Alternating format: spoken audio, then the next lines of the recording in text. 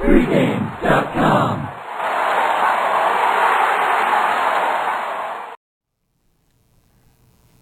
Friday Night Baseball, National League Central, battle for first place. I'm just going to love saying that. Pittsburgh Pirates, Cincinnati Reds. Brian, I mean, I have to. I mean, you know I'm a Pittsburgh guy. The Pittsburgh Pirates, 1992, last time they had a winning season. Bonds, Bonilla, that whole crew. High quality people, by the way. Well, you know, that was whenever, you know, Bonds was a string bean, pre-steroids. Normal size head? Yeah, normal size head, normal size. That's when I made Barry Bonds look small. Now we're about the same, only not as, you know, I don't have the muscle mass. But all right. Okay. But Pittsburgh, for the first time that I can remember, obviously this is the first time since '92 that they've got, you know, a winning record this late into the season, but it's the first time at the trading deadline that the Pittsburgh Pirates were buying instead of selling. Normally it's this, you know, the trade deadline in Pittsburgh the last decade, it's almost like going to a funeral, because it's you know that death is imminent. You know, they're pulling the plug on the season. All the talented guys you had are going to somebody else. We're going to get some prospects to build for the future, and the future never comes. And as soon as the future looks bright, the same thing happened again. Right. This year it was different, and they were very aggressive at the trade deadline. And of all the acquisitions they made, Wandy, first name, I don't know how he ever got that first name, Wandy Rodriguez. I like this acquisition. I think this is a very underrated pitcher that was lost in a very bad team in Houston. We touched on the trade in the other video with Dempster. Similar situation. You got Wandy coming out of the worst team in baseball the last 2 years. And you just take a look at his ERA the last 2 months. In June, he had a 6-run ERA. In July, he had a 4.72 run ERA. Started the season with a 2.49 ERA going into June, so he's pitching really well. Then he got to the point where just you have to dread coming into the ballpark because you know you're going to get rocks, you're not going to get any wins. Then all of a sudden, the trade deadline comes up, you got to worry about that. In fact, his pitching coach actually said the same thing happened to him last year, right before that time. He was worried about being traded, his ERA jumped up. We may see him going back to that 2.49 ERA that he had earlier this year. Well, that's what the Pirates are counting on, and that's what I'm counting on in this game, because my play is going to be on the under. This is this is almost a playoff atmosphere this weekend in Cincinnati. These are the two teams.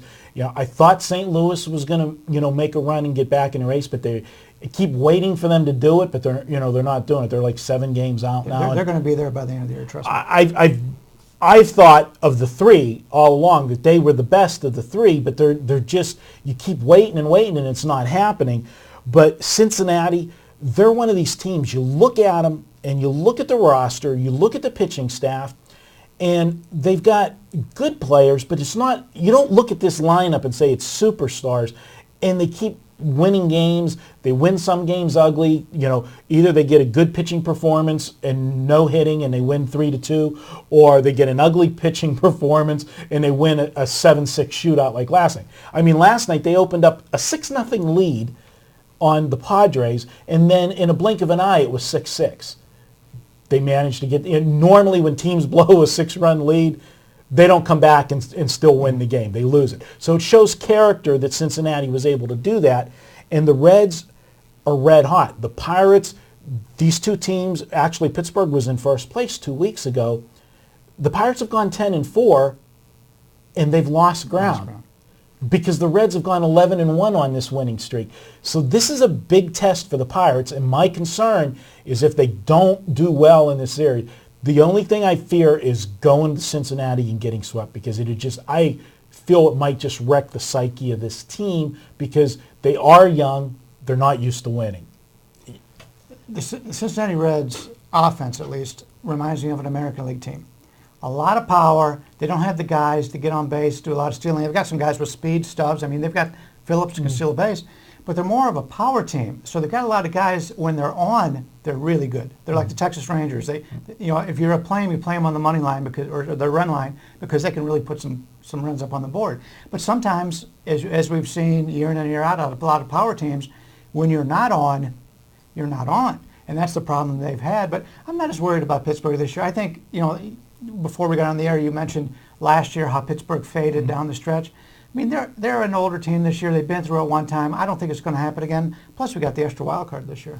Got the extra wild card, and I think with the way, A.J. Burnett's been pitching, and the Pirates are now, throw a little stat out there, and I had a big play on them last night.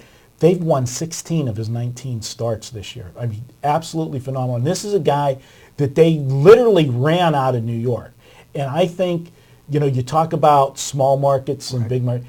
This is the perfect market for him. And if you remember, when A.J. Burnett was at his best, it was when he was at Florida, another small market that, you're not in that limelight. The New York media, that was the worst place for him. I just think mentally he couldn't handle pitching in the Big Apple. Pittsburgh, it's low key. You just got to sit back and, have a Primanti Brothers sandwich and some Quaker steak and lube wings. Life's good, just if he's sitting there eating that kind of stuff, I don't want to bet him on his next start. But the pitching staff, the big question mark right now with them to carry forward is what's happened to McDonald.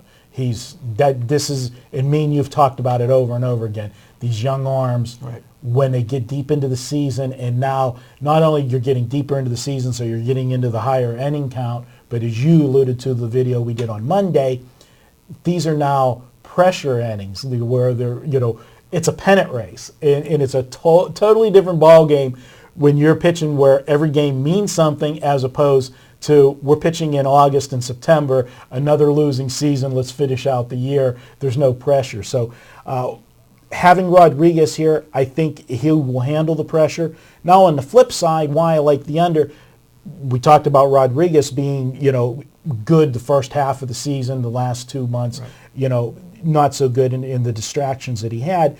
Latos is one of these guys. He's either super good or super bad. He had a 3-game stretch where he was just absolutely super, going back a few starts, and the highlight was when he went back to San Diego. It was the 3rd start of that absolute 3-gem game, and he pitched a duel in San Diego, and that's where he was from. That's where he had pitched his whole career. So he was pumped sky high for that outing, and he didn't give up any runs. He pitched a great game, pitcher's duel. Then after that, it was like he had a mental letdown because the next 3 starts were not good for him. And he had a couple pretty ugly starts. Now in his last start, he regained form, pitched very well in a ballpark that is very tough to pitch well at Colorado. So I think he's going to carry that over now. He's going to get back into one of those grooves. And I see this as a 3-2, 4-3 type of game. Actually, the Reds have won 10 of his last 13 starts, and out of those 2 losses, they only scored 1 run twice in those games, which is probably a good indication for the under here. And yeah, he's coming off a slight ankle problem, which is somewhat of a concern, but they haven't said that he wasn't going to make a start, so it's just something to keep in mind. He's not going to be completely 100% here, but you take a look at the way he's pitched this year, and you're right. I mean, a lot of times he's looked really good or really bad, but we saw in San Diego he had good stuff, and it wasn't just that he was pitching in Petco. His road numbers when he played for the Padres were very good, but this is a tough park to pitch in Cincinnati. If you're a fly ball pitcher, you have some struggles. Brandon Arroyo this year having a great season, Homer Bailey having a great season. Maybe not expected out of those 2, so that's one of the reasons why Cincinnati's done so well this year. And to go back to Rodriguez for a second, and we talked about in the video that we just finished about Dempster and the disruption of the first start. This will be Rodriguez's 2nd start for the Pirates. In the first one, he didn't have any travel problems in that first one. It was a pretty short travel trip. He had to go across to the other side of the club. And he got to play the Houston Astros. Yeah, and so, but it was an emotional game for him. There's no question. And, and I, actually, the Betting First Look show, I talked about, and I ended up taking the under because felt that he would be pumped up. And then the guy that was pitching, got a chance to jump into the rotation and hadn't started since, in over a year. So it was just a highly emotional type game. You got to be a little bit concerned that there might be a little bit of a letdown on his part after that game, but I think just escaping from Houston's got to be enough of you got to feel like you got a new lease on life. Yeah, there's not a letdown here when just a week ago he was pitcher for the Houston Astros trying not to lose 120 games or whatever they're going to end up with this year. Right, and you're right smack dab in the middle of a pennant race. Yep. So we're going to go ahead. I'm going to take the Pittsburgh Pirates Cincinnati game on Friday night. We're projecting the over-under to be 8.5. I'll be honest, if this even comes out at 8, I still like the under in this game, under 8. I think both pitchers are going to throw a good game, and I think both teams are going to be a little bit tight. This is a big series that could go a long way to determining the National League Central Division winner. We'll take it under the total. That's it for this portion with me and Bryan. You're done for the week. You got the rest of the week I'm off? excited. I'm partying down. You're partying down. We're going to have Vegas Runner in studios tomorrow. Me and him will break down the weekend action for you. So stay tuned all week long to pregame.tv.